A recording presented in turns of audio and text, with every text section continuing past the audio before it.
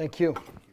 As a theater major at UB, David Bellavia's goal, he says, was to write or find drama in his life. In writing House to House, he did both. I had to talk to someone about what I was going through, and I needed to chronicle it. So this is kind of therapeutic. Oh, absolutely, it was. House to House is a gut-wrenching chronicle of what warfare today is like. Not at all what David expected. I'm supposed to fight a sterile war, like Norman Schwarzkopf promised me, you know? Laser bombs go in, we all clap at the dust and the debris, and there's no bad stuff, you know? And here we are in 2004, and we're fighting to the point where you can smell the breath of the men that you're fighting against. In 2004, Staff Sergeant David Bellavia led his infantry squad through one of the most savage battles of the Iraq War. We roll into Iraq on our... He tells a Veterans Day gathering in Batavia about the siege of Fallujah. He writes about it in his book, about the night of the day he turned 29. He enters a fortified house alone. He single-handedly kills 5 insurgents inside, one of them in a deadly embrace that is seared into his memory. I'm able to get the upper hand. I pull out a Gerber utility knife. You know what that is. And I ram it into him and into his neck. His face goes slack. His right hand slips from my hair. It hangs in the air for a moment. Then with one last spasm of strength, he brings it to my cheek. It lingers there, and as I look into his dying eyes, he caresses the side of my face. His hand runs gently from my cheek to my jaw and then falls to the floor. He takes a last ragged breath, and his eyes go dim, still staring into mine.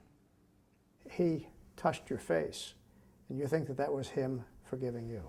It was more devastating to deal with that than anything that I'd ever done. He became a human being at that moment. He not only became a human being, he became a human being that was almost trying to console me, you know, is what he was trying to do. He was basically saying, I understand. David says that in war, he respects the other side.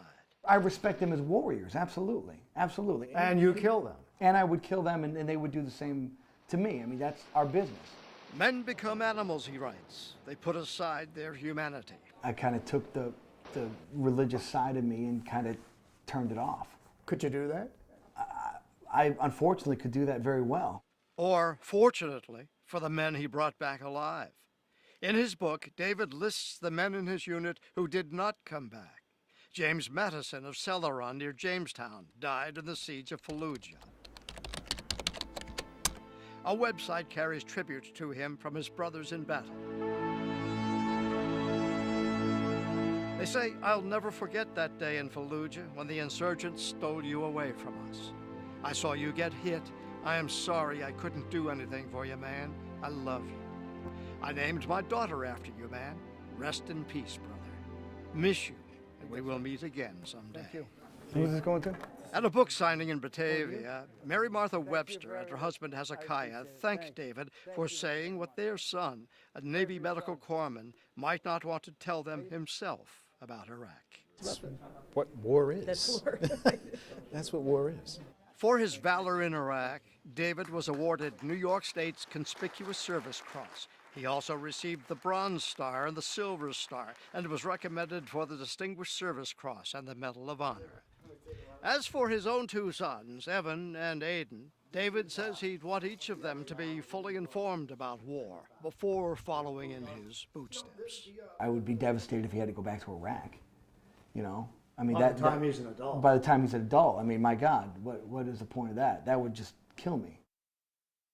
David has some ideas for keeping his sons and other young people from having to serve in Iraq someday as he did.